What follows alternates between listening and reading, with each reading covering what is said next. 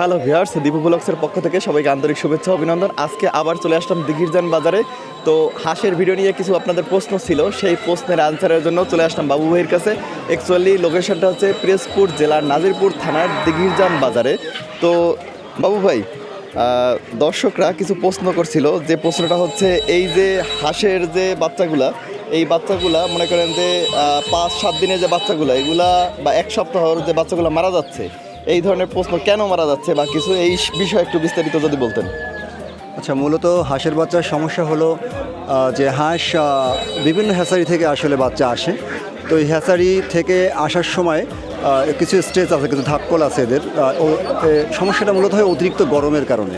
এটা হ্যাচিং থেকেই সমস্যাটা হয়ে আসে। সেই ক্ষেত্রে এই প্রবলেমটা হয় যে দেখা যায় 3 দিন থেকে, এক সপ্তাহ না, মূলত মরাটা শুরু হয় 3 দিন থেকে। গলা উল্টি মারে, গলা ঘুরলি মাইরা চিৎপাটাং হয়ে ঠ্যাং উপরের দিক দিয়ে মোটামুটি মোচড় মেরে বাচ্চাগুলো সাধারণত মারা যায়। তো এই সমস্যাটা হলে আপনারা যে কাজটা করবেন সেটা হলো, আপনারা নর্মালি আমরা বলে থাকি যে এই একদিনের বাচ্চা নিয়ে গোসল করানো যাবে না, 10 থেকে 15 দিন পর গোসল করাতে হবে। তবে যদি এই সমস্যাটা কারো দেখা দেয়, সেই ক্ষেত্রে আপনারা বাচ্চাকে সাথে সাথে গোসল করাবেন। তবে গোসল করার নিয়মটা হলো যে দুপুরবেলায় গোসল করাবেন, প্রথম দিন 5 মিনিট, এরপর দিন 10 মিনিট, এরপর দিন আধা ঘন্টা, এরকম করে গোসল করাবেন। এবং বাচ্চাকে সিপ্রোভেট 1 লিটারে 1 সিসি, মক্সিলিন ভেট 1 লিটারে 1 গ্রাম, এবং ফার্স্ট ভেট 1 লিটারে 1 গ্রাম এবং জিজ ভেট 1 লিটারে 2 সিসি করে আপনারা 5 দিন খাওয়াবেন। এটা হলো সকাল থেকে বিকেল পর্যন্ত, বিকেল 4টা পর্যন্ত, এবং 4টা থেকে সন্ধ্যা 6টা পর্যন্ত ভিটা3 খাওয়াবেন। ভিটা3 খাইতে পারেন, থাওয়াবিন খাইতে পারেন। এভাবে যদি আপনারা খাওয়ান তাহলে খুব ভালো রেজাল্ট পাওয়া যাবে। তবে এই ওষুধটা যদিও অ্যাভেলেবেল পাওয়া যায় না, যদি আপনারা র্যানার ট্রিম ভেটটা পান, র্যানার ট্রিম ভেট ওটা এর সাথে অ্যাড করতে পারেন। প্রথমে যে ঔষধগুলো বলছি, যদি এর সাথে র্যানার ট্রিম ভেটটা অ্যাড করতে পারেন তাহলে এই যে মারা যাওয়ার যে প্রবলেমটা, আর এই প্রবলেমটা কিন্তু আসলে সলভ হবে।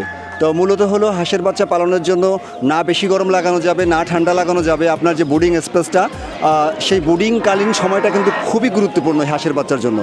এই জন্য লক্ষ্য রাখতে হবে যে ব্রুডিং টাইমটা ওর কোনোভাবে যেন ঠান্ডা না লাগে, কোনোভাবে যে অতিরিক্ত গরম না লাগে।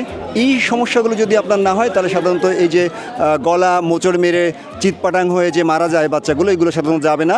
আর আপনারা যদি এই যে গোসল করানোর কথাটা বলেছি, আমার এই প্রবলেম হয়েছিল গত বছর। এই প্রবলেমটা কিন্তু মারাত্মক আকার ধারণ করেছিল। তখন আমি এই যে দেখেছি চায়নাতে ওরা বাচ্চা ফোটার সাথে সাথে ওগুলোকে গোসল করায়। তো আমি ওইটা থেকেই আমি আমার বাচ্চাগুলো গোসল করাইছিলাম, আমি কিন্তু ভালো রেজাল্ট পেয়েছিলাম। তো এই পদ্ধতি আপনারা অবলম্বন করতে পারেন, আশা করি ভালো রেজাল্ট পাবেন।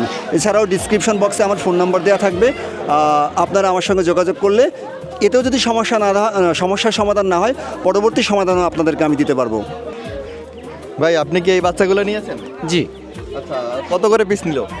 যে 1200 টাকা কুড়ি। হ্যাঁ, আবার বলেন একটু। 1200 টাকা কুড়ি। 1200 টাকা কুড়ি। হ্যাঁ, 20টা 1200 টাকা, মানে 60 টাকা পিস। আচ্ছা, আপনি কি আগে পরে এখান থেকে কি হাঁসের বাচ্চা নিয়েছেন? আগের পরে কিনি নাই, তবে আজকে আসলাম, আজকে দেখে ভালো লাগলো, এর জন্য নিলাম। অ্যাকচুয়ালি আপনি যে একটু আগে যে বিস্তারিত বাবু ভাই বলতেছিল, এটা শোনার পর আপনার মানে মুভমেন্টটা কেমন? এটা শোনার পরে মুভমেন্টটা ভালোই, তার সলিউশনটা ভালো, যে একটা সমস্যা হলে তার সমাধানটাও তিনি বলে দিছে, যে ওষুধ কী লাগবে সব কিছুই বলে দিছে। ভালো লাগলো আর কি। আচ্ছা, আপনি কি এই হাঁস সম্পর্কে আগে কি এই যে পালার যে নিয়মটা, যে 3 দিনের বাচ্চা কীভাবে ব্রুডিং করতে হবে, এটা কি আপনি আগে থেকে জানতেন? হ্যাঁ, মোটামুটি আগে থেকেই জানা, এই আর কি।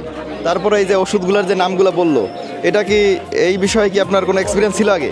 এ বিষয়ে এক্সপিরিয়েন্স ছিল না, ভাইয়ের কাছ থেকে শুনে, তো শোনার পরে মোটামুটি একটু আশ্বস্ত হলাম যে মোটামুটি একটা সমস্যা হলে যে বাবু ভাইয়ের কাছ থেকে ওষুধের নামগুলো জানা নিলাম, যে কী কী ওষুধ খাওয়াতে হবে, সব কিছুই তার কাছ থেকেই পরামর্শ নিলাম।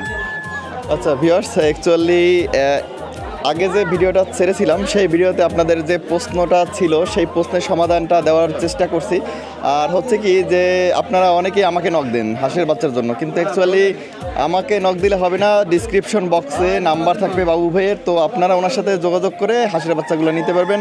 তো এই পর্যন্ত, ভালো থাকবেন, সুস্থ থাকবেন, আবার নেক্সট নতুন কোনো ভিডিও নিয়ে আপনাদের মাঝে হাজির হব। ধন্যবাদ।